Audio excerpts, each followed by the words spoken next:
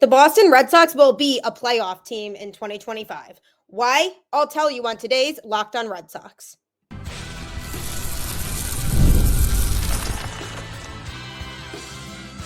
You are Locked On Red Sox, your daily Boston Red Sox podcast. Part of the Locked On Podcast Network, your team every day.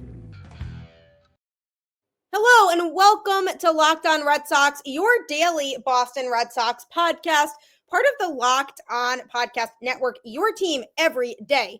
I'm your host, Gabby Maljanian, also known to many as Gabby Hurlbut, former ESPN social media associate and current host of the Boston Balling podcast as well. And I am here to bring you the latest in all things Boston Red Sox, Monday through Friday straight to your favorite podcast feed. And the best part, it's free, so you might as well continue to check it out because Locked On is your team every single day.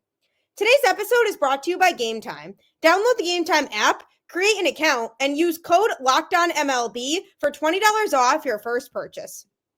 Welcome to the show. Happy Thursday. You are almost done with the week. Just power through, only a couple more days. There is some more exciting playoff football going on this weekend. So for those of you who are football fans, would love to hear from you about your predictions for this weekend's games in the division matchups. So it should be fun. It should be a really good time watching this divisional round of football. And guess what's right around the corner?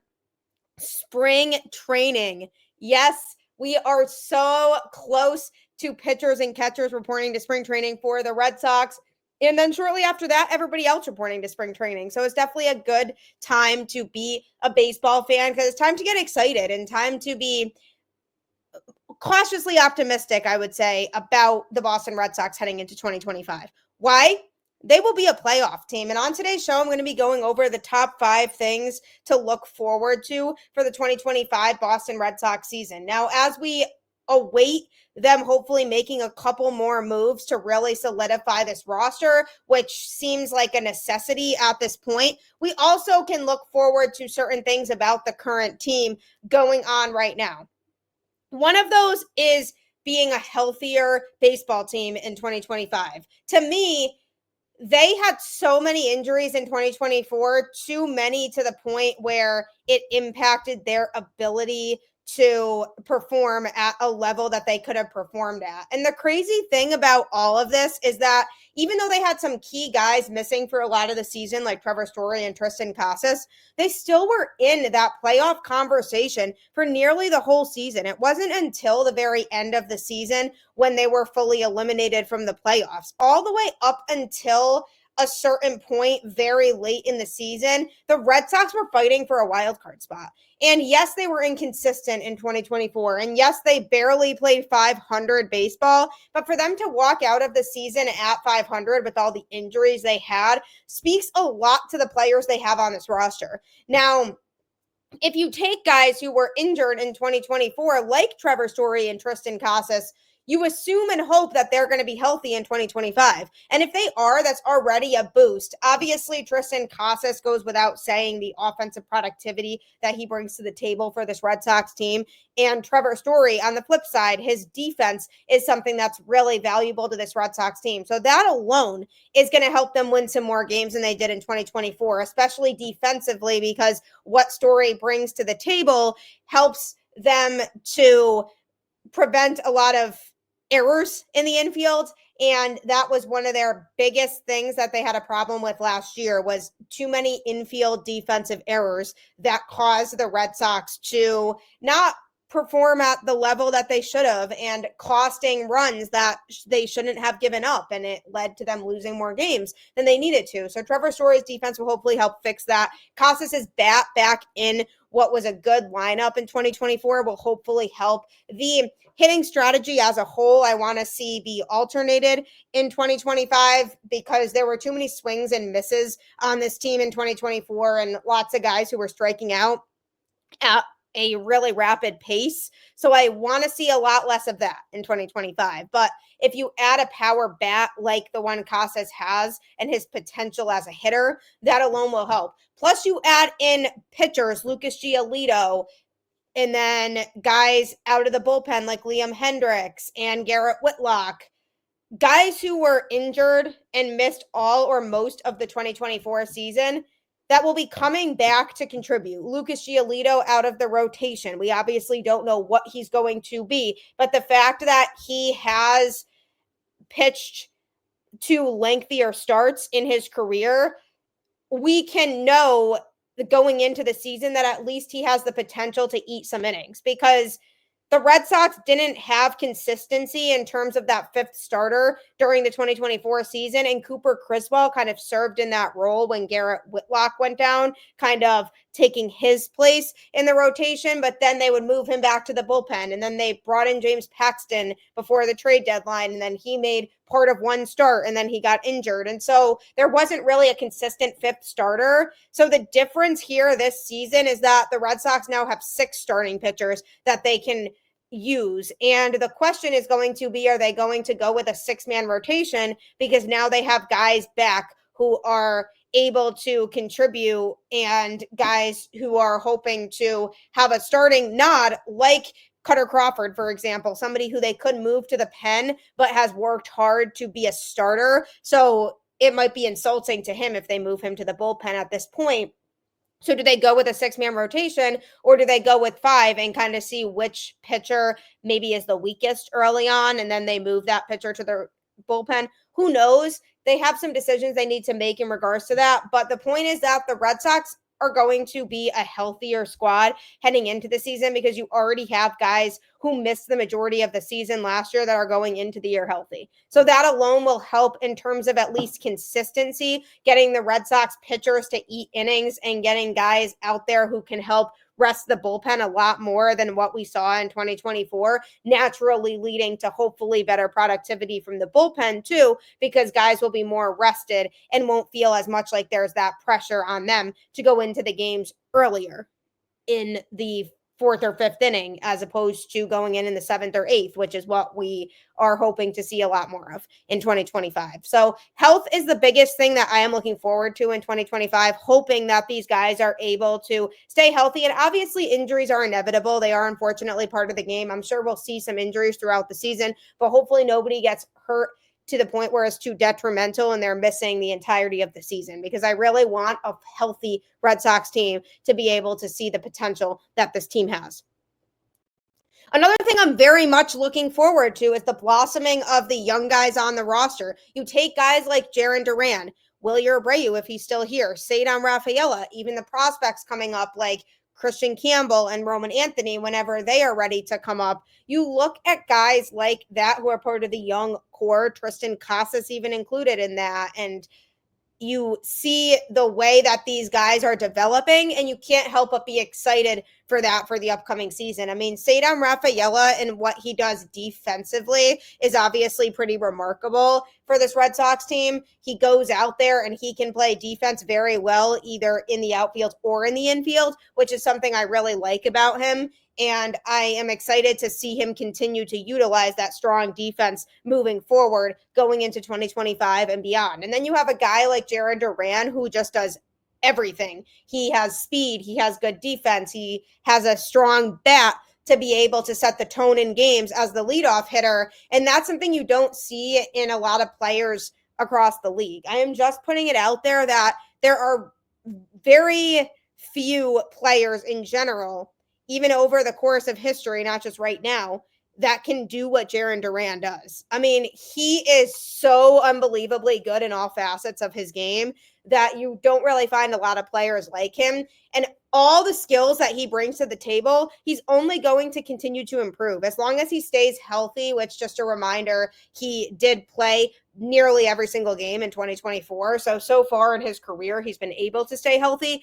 He will continue to develop those skills even more, which is super exciting because the Red Sox could use every aspect of his game so much. So when you combine that with Rafaela in the 9-hole in the lineup, Rafaela needs to improve the offensive aspect of his game, but he already started to towards the end of the season a little bit. So I'm hoping to see more upward growth there. Then you have a great hitter in the 1-hole and a guy in the 9-hole who is also kind of a dual threat in terms of his ability to play more than one position defensively, and he also has speed out of that 9 spot to be able to contribute to the Red Sox. So it's really exciting to have guys like that on the team. Triston Casas was injured for most of 2024, so is that going to hold him back in 2025? That's going to be a big storyline heading into the season. However, based on the rookie year that he had and being in the rookie of the year conversation, if he has a full season in 2025 to bounce back, I feel like he's going to put up some big numbers, and he has the trajectory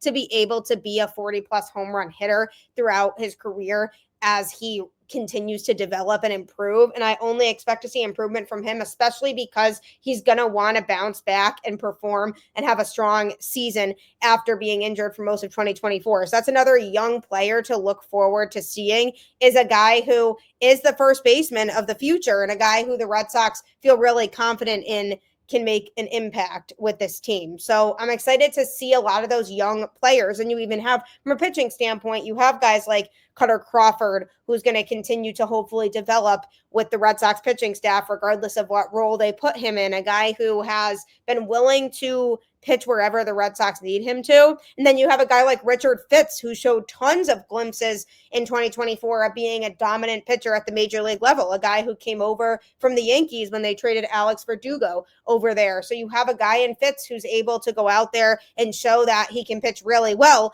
under pressure. His last start of the season wasn't great, but other than that, the other few starts that he made were very good. So I'm looking forward to seeing what he can do. And Luis Guerrero out of the bullpen, a guy who got his call up in 2024 and had some really nice showings out of the pen. So that's another young pitcher who definitely has shown the ability to perform well at the major league level. And you have a guy named Nick Sogard, who also got the opportunity in 2024 because this team had lots of injuries, a guy who is hungry and eager to perform at a high level consistently for the Boston Red Sox. So you have a lot of guys who are young who can help contribute to the future of the organization, but are also expected to elevate their game a lot in 2024, which is only going to contribute to the Red Sox season success. So it will be nice to be able to set that tone of, okay, we have a bright future, but now these guys are really learning what it's like to play at the major league level now. And we could utilize these guys' skills in different capacities to help us as a team to succeed in the best way possible. So it's very exciting how many young players are on this roster. I didn't even mention him, but David Hamilton, also another player who I had said I could see the Red Sox potentially using as a trade piece, but he has too much speed to where it's hard to justify doing that because he had so much value when he was hitting in the 2 spot behind Duran due to injuries, because both of those guys, if they got on base, could get into scoring position pretty quickly. So Hamilton's another one that I'm looking forward to see hopefully develop some other aspects of his game so that he can be utilized for more than just his speed. So lots to look forward to going into the 2025 season. And coming up, I'm going to be discussing another couple things that you as a fan should look forward to seeing with the 2025 Boston Red Sox. Today's episode is brought to you by Gametime. I love going to live events, whether it's sports, music, theater, or comedy. One of my favorite memories was attending a concert last year. The energy and excitement were unforgettable. Now, Gametime has made it even easier to get tickets for your favorite events with their new feature, Gametime Picks. This feature filters out the fluff to show you only incredible deals on great seats, so you don't have to waste time searching through thousands of tickets. Recently, I was looking for tickets to an upcoming Celtics game using the Gametime app. With Gametime Picks, I found amazing deals and could even see the view from my seat before buying.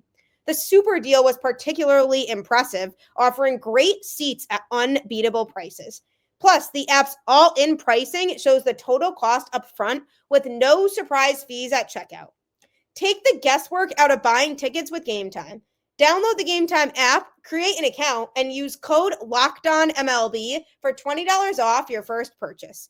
Terms apply. Again, create an account and redeem code LOCKEDONMLB for $20 off.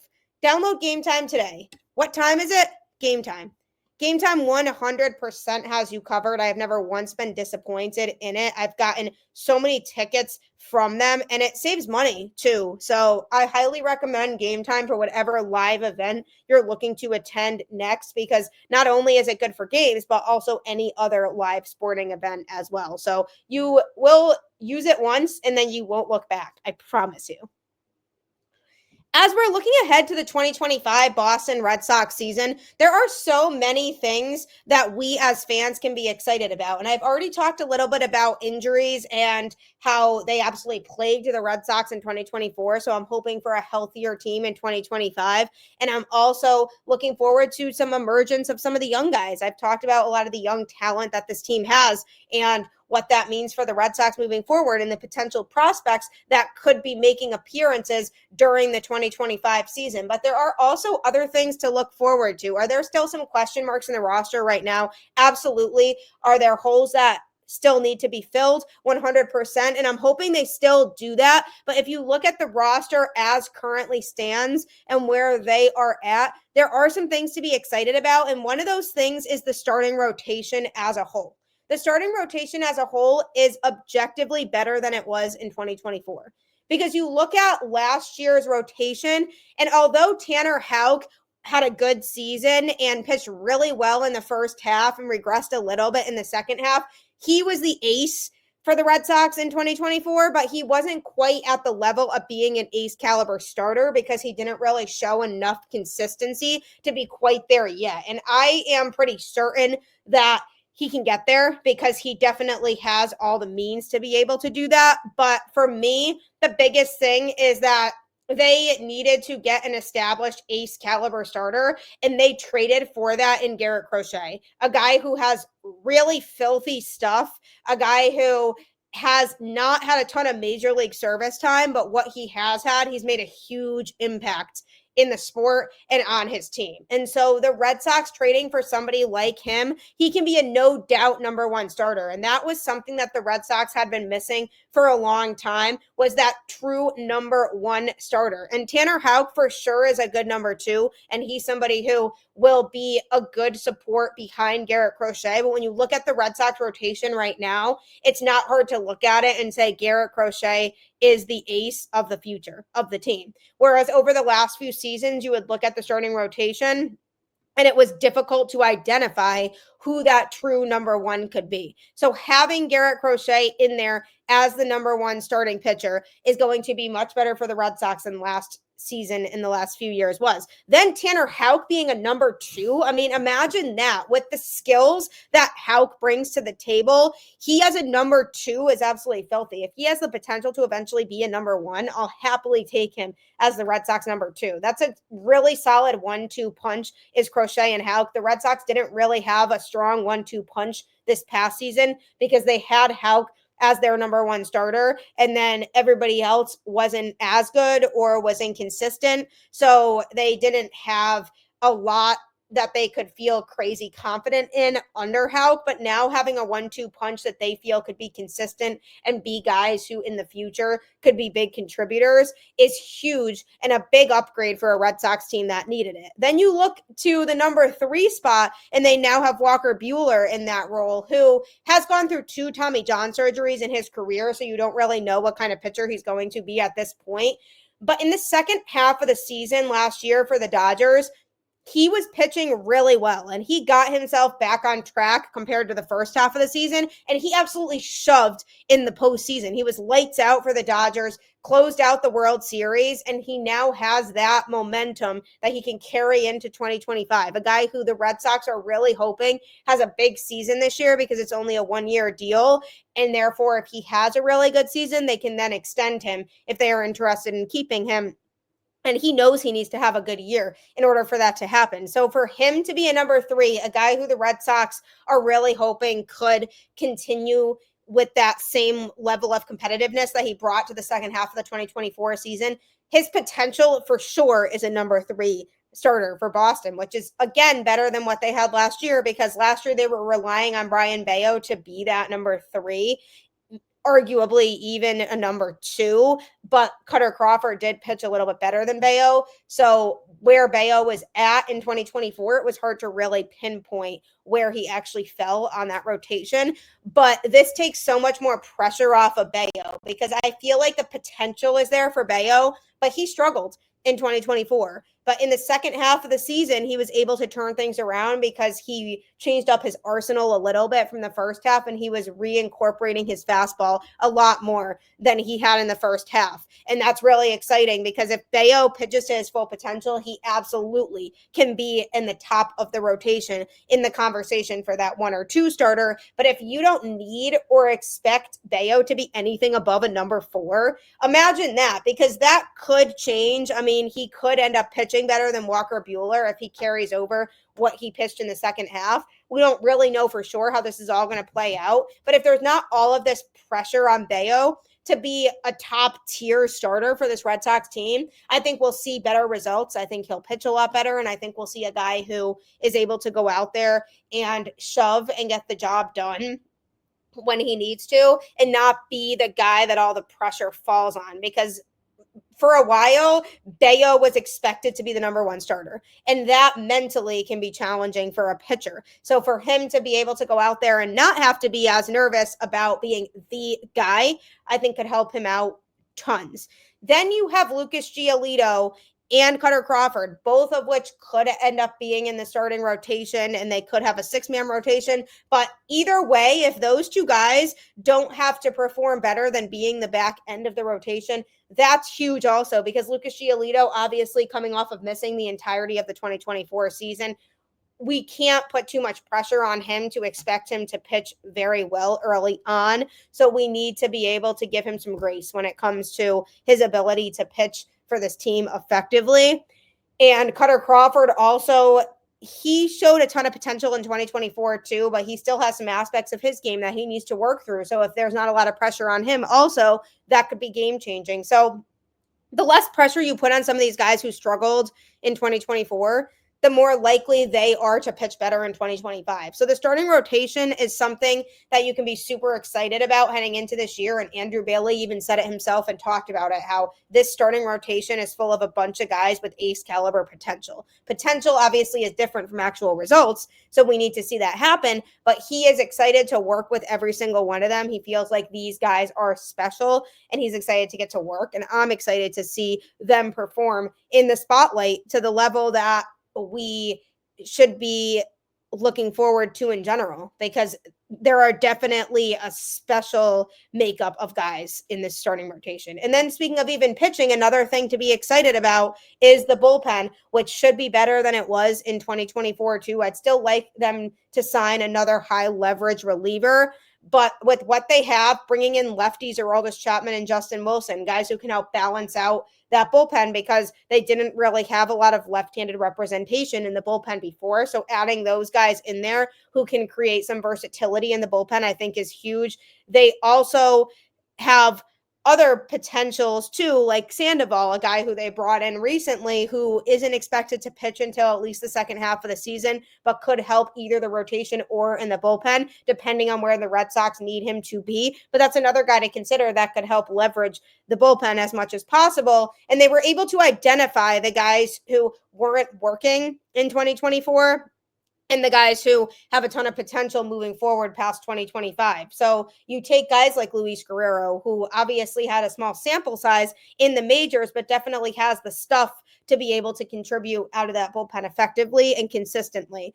And then you have Richard Fitz, who I mentioned earlier, who could also pitch out of the pen if there's not really a spot in the rotation for him, another guy who showed potential. Then you have Quinn Preister, who the Red Sox acquired in the summer this past year, who is another potential option to be in the Red Sox pen going into 2025. Not to mention, you also have Justin Slayton, who dominated out of the bullpen last year. So obviously, with the way the pen crashed and burned at the end of the 2024 season, really for the whole second half, the one good thing that comes out of that is the Red Sox were really able to see which pitchers were consistently struggling the most and blowing it for the Red Sox and which pitchers were performing at a higher level. So that is the takeaway that is positive from this, is that they were able to really see, okay, which guys out of the pen do we have to weed out and which guys were able to consistently give us what we needed. And to me,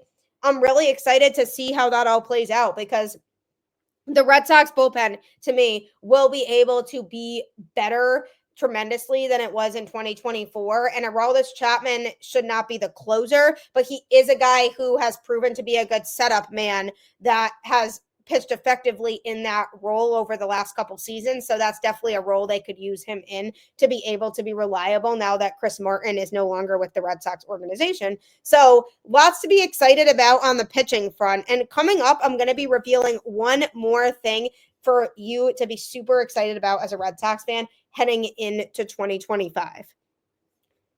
Don't forget to subscribe to Locked On Red Sox wherever you listen to podcasts. I am available Monday through Friday talking about all things related to this team that plays at Fenway Park. And no matter the hardships that this team goes through, I am here whether games put us in a good mood or a bad mood. And if your attitude revolves around how this team is performing and your mood for the day, this is the podcast for you, because I 100% can relate to that, because that's me to a T. So make sure you subscribe wherever you listen to podcasts. Also listen to Locked On MLB with host Paul Sullivan, aka Sully, who will keep you up to date on all things going on around the league. His show is available on YouTube or wherever you get podcasts. And I love his show because he shows so much enthusiasm, and he mixes humor into it too, because he's just a funny guy. So if you want to stay up to date on what's going on with all of the teams around Major League Baseball, not just the Red Sox, his show is a great one to check out, available on any podcast platform and YouTube as well. I have done some crossover shows with him. I promise you, you will not be disappointed. And make sure you check out other Locked On Boston sports shows too, like Locked On Patriots, Locked On Bruins, Locked On Celtics. All great hosts who will keep you up to date on the other teams who play in Beantown if you want to stay caught up in all things outside of the Red Sox. But this is your home for daily Red Sox content.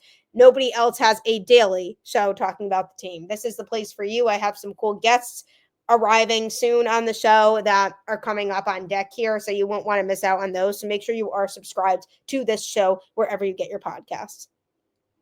The 2025 Boston Red Sox season is right around the corner, and I could not be more excited. And as we look ahead to the season, there are tons of things to be excited about and optimistic about if you are a Red Sox fan.